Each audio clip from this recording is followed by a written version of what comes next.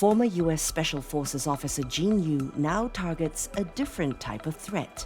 His company, Black Panda, focuses on responding to cyber attacks on companies in the region. We are cyber firefighters and arson investigators.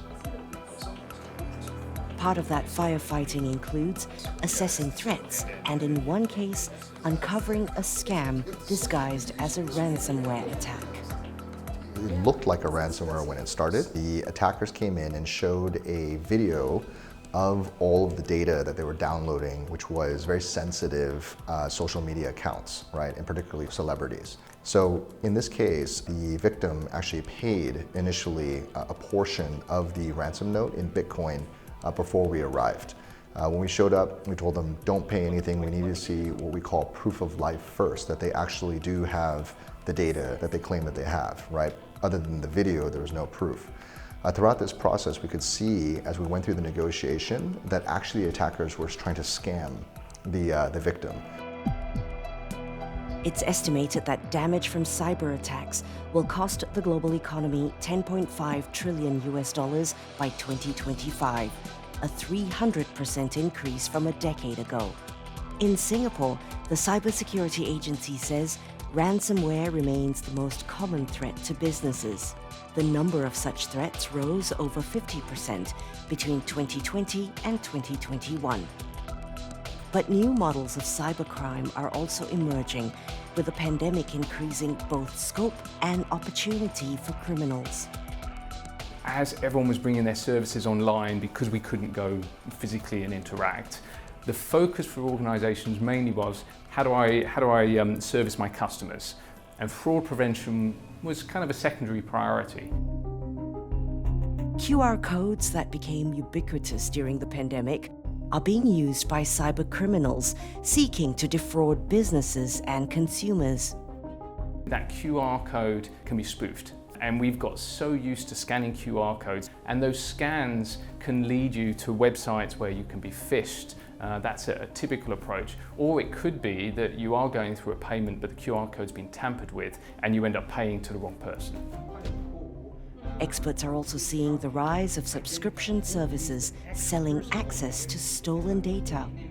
A new business model, what we call a cloud of logs. So basically, it's a cluster of credentials that's stolen from corporate users via some malwares. And those credentials may be including SSO, which stands for single sign-on. It's a piece of token which proves to the server the requester is already logged in and authenticated. So with that kind of credentials, the attacker can buy it and immediately access to the corporate servers. Or it can be the browsing history or browser tokens as well.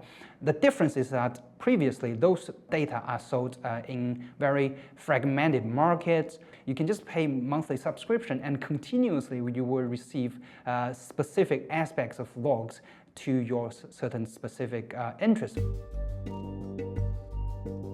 Threat hunters say this continuous evolution shows why it isn't enough to just prevent cyber attacks. A quick reaction is also crucial if you suspect you've been breached. The first thing is incident response. Limit the breach and ensure hackers no longer have access to your network. Next, digital forensics. Find out what was compromised. And third, find out how attackers got into your network and patch up security.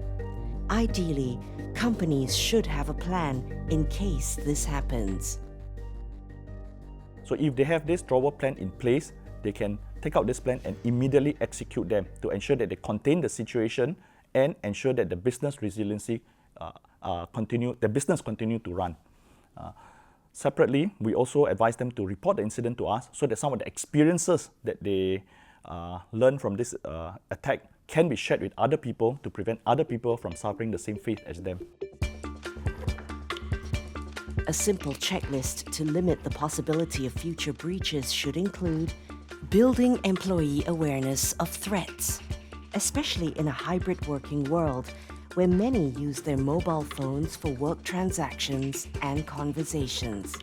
Businesses can also consider isolating duties instead of giving employees access to all aspects of the network.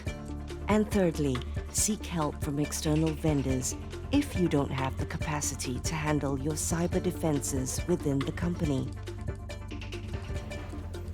Businesses in Singapore can also make use of toolkits CSA has developed on its website to enhance their cybersecurity posture. Global spend on cybersecurity was around $150 billion in 2021, but it's estimated that the total market could be worth up to $2 trillion.